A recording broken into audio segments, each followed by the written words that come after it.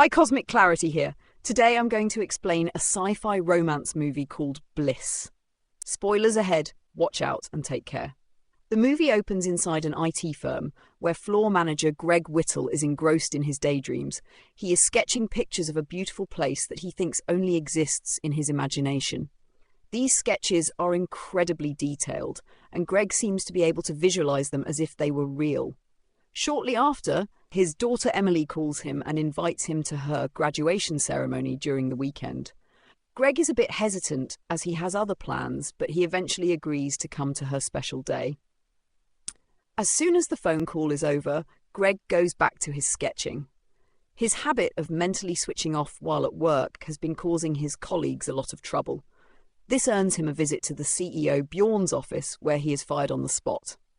Hearing the news leaves Greg stunned, but he slowly drifts back into his state of daydreaming. The boss, who is worried by his absent-mindedness, approaches to comfort him. But right at this moment, Greg suddenly bolts up, causing Bjorn to be startled. He trips backward and hits his head on the edge of his desk. Greg comes back to his senses and checks on his boss, only to find that the latter has no pulse. Afraid that he will be blamed for Bjorn's death, he desperately searches for a way to escape or to hide the body. He hangs Bjorn's sleeves over the window to prop him up, then covers his body with the curtain. Greg then leaves the office under the pretense of grabbing something for lunch. Following this, he arrives at a nearby bar and immediately orders a double shot of whiskey to drown his worries. He is impatiently waiting for the drink when he spots a woman looking at him rather curiously. The woman waves her hand a few times, making the sounds in the bar momentarily muffled.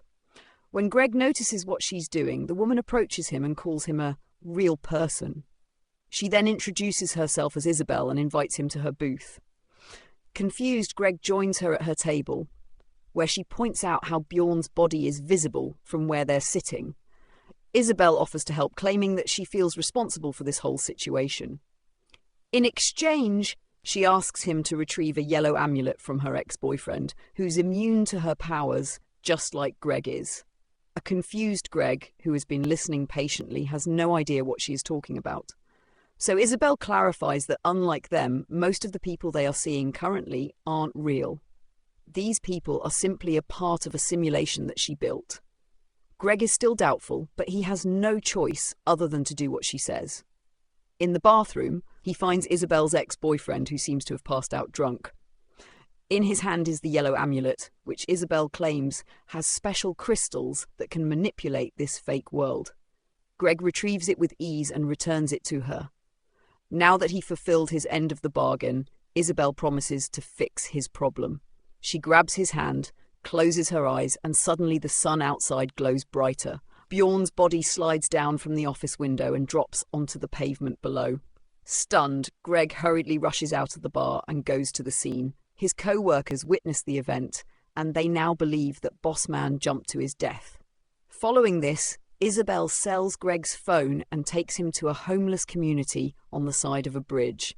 She asks him to stay here until Bjorn's case is closed.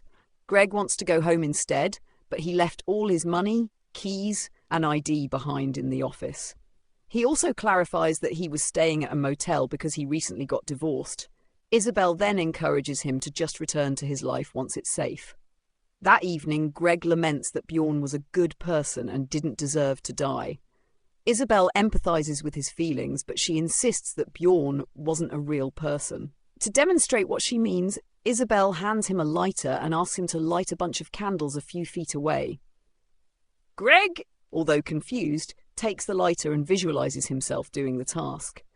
To his utter surprise, the candles light up one by one. This seemingly proves Isabel's point. This world is a simulation, and they are actually real people who can manipulate the world. Either that, or this movie is an analogy for meth addiction. During dinner, Greg shows his sketches to Isabel and points out how the details come naturally to him. They all belong to a woman with a cigarette in her hand, who looks like Isabel. She then reveals that his sketches are their real lives outside of this fake world. The next day, Emily visits her brother Arthur and reveals that she had asked their father to attend her graduation. But Arthur doesn't want anything to do with him and even points out the many times when Greg has been an absent father. Elsewhere, Greg spends the day with Isabel, who shares the yellow crystals with him.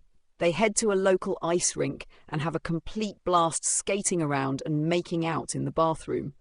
They also use their telekinesis powers to punish perverted men. It is obvious that Greg no longer feels any guilt regarding Bjorn's death and is beginning to trust Isabel more and more. Later, as they head to a fast food restaurant, Isabel spots a car pull up a few meters ahead of them. The man inside is looking for women who would hook up for money. She talks to the man while Greg heads into the restaurant to pick up their lunch. When he notices that he doesn't have enough money, he checks outside for Isabel and is surprised to see her getting into the car and leaving.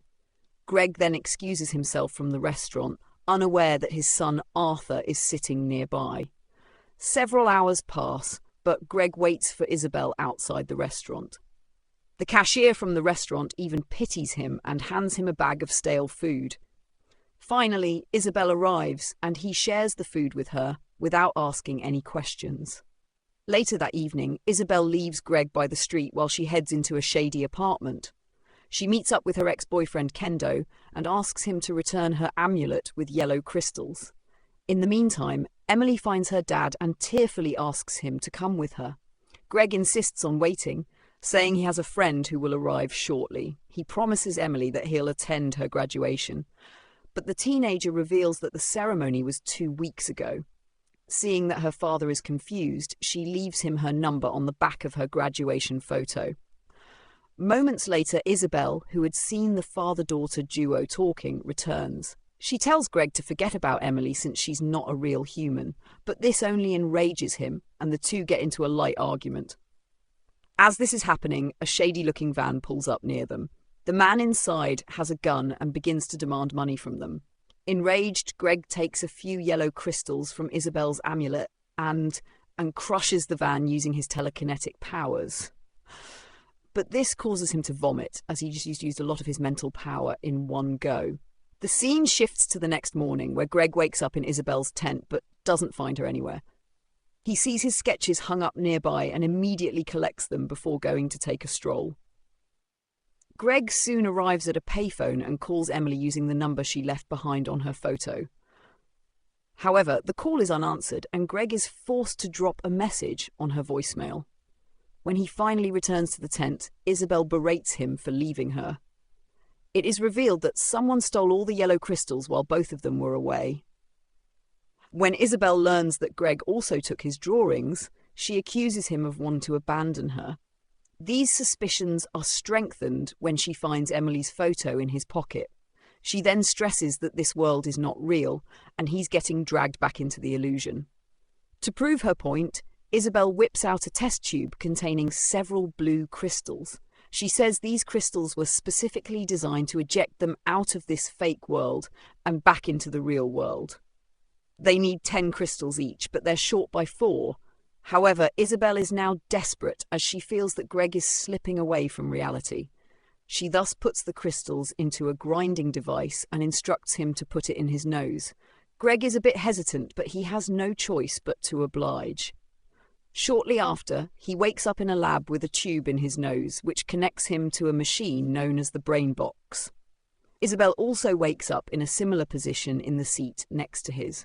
A technician who is monitoring the brain box refers to Isabel as Dr. Clemens and asks her if everything is okay. She replies that Greg got attached to a fake human in the simulation, so she intentionally ejected them from it. The attendant then walks up to Greg, calling him Dr. Whittle, and detaches him from the brain box. Next, the couple heads out, and Greg is stunned to see they're in a large, peaceful facility. They're soon approached by 2 scientists who wonder if their program is experiencing any troubles, but Isabel assures them that there isn't any problem before walking away. Then they head into town, and Greg wonders why he doesn't remember this world.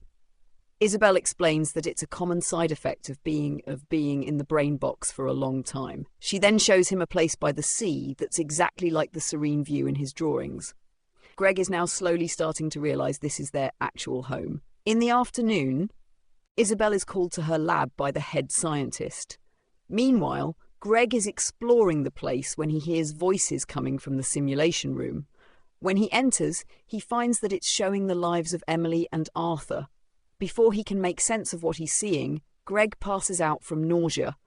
When he wakes up, Greg learns that his mind was still connected to the brain box when he went into the simulation room. This is why the images of his children had such an effect on him. Isabel reminds him that Emily and Arthur are not real and suggests that they should have some rest. But late at night, Greg returns to the simulation room where he meets Emily. It turns out that Emily and Arthur were trying to save him by pulling him back into the fake world. However, their efforts seem futile as Greg passes out yet again. Now both he and Isabel are transported back to the fake world, where everything appears more surreal than before. They don't have access to the crystals, and Greg wants to meet his daughter. However, Isabel is adamant about the fact that Emily doesn't really exist. After a heated argument, Greg knocks Isabel unconscious and leaves. He soon arrives at Emily's home, where she immediately forgives him for his absence. Meanwhile, Isabel wakes up and has a change of heart. She believes Greg should make his own choices about his life and drops the amulet at his feet. He now has enough crystals to go back to the real world, but he decides to stay. The final scene shows Greg bidding Isabel farewell. He has chosen to rebuild his life in the fake world, starting with his children. Let me know if you enjoyed this breakdown.